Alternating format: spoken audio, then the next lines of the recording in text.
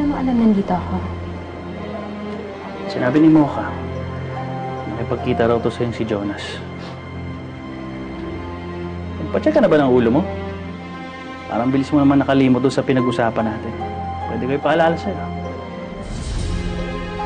Paalala mo nga sa akin. Hindi ko matandaan. Hindi na kasi sa yabang.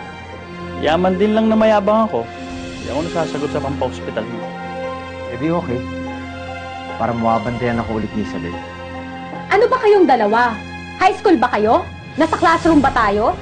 Baka nakakalimutan nyo, nasa ospital tayo, nasa kwarto pa tayo ni Ma'am Matilda. Lalo ka na, Jonas. Rumispeto nga kayo.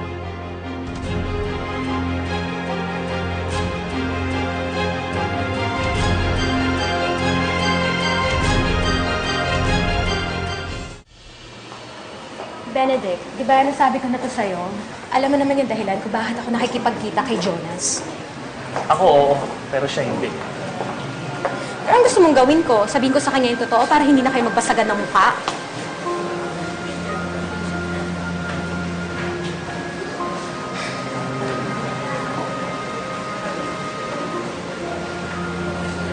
Jonas, may sasabihin ako sa'yo.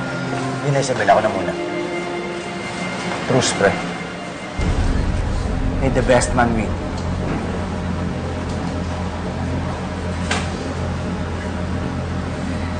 Tapos na, Jonas. Ako na ang pinili ni Isabel. Tagal na. Jonas! Jonas, di ba sinabi ko na sa'yo? Malinaw naman ang sinabi ko sa'yo na si Benedict ang mahal ko. Jonas, I'm sorry kung na-misunderstood mo. Pero,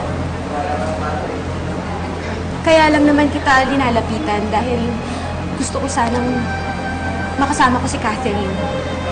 Saka sana para makaganti kay Scarlett. Kaya kita ginamit. Karma ko to. Karma ko to dahil sa ginawa ko sa'yo.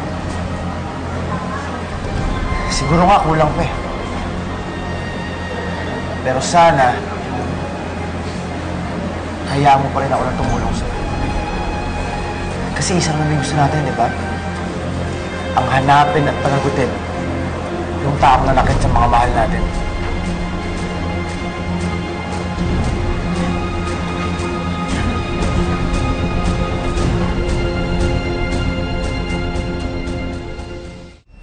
Let's go. Benedict, is everything okay? Isabel, I'm sorry ha. May pagkukulang ako sa'yo sa pagtulong ko sa pag-iimbestiga mo. Kaya alam ko, kailangan dumidepende ka kay Jonas.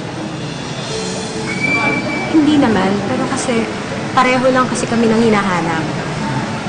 But still, may pagkukulang pa rin ako. Pwede lang ha, samahan kita sa lahat ng mga lakad mo eh. Wala kasi akong tiwala kay Jonas eh. Hindi naman kailangan eh. Alam ko naman busy ka. But I'm Benedict. Maraming paraan.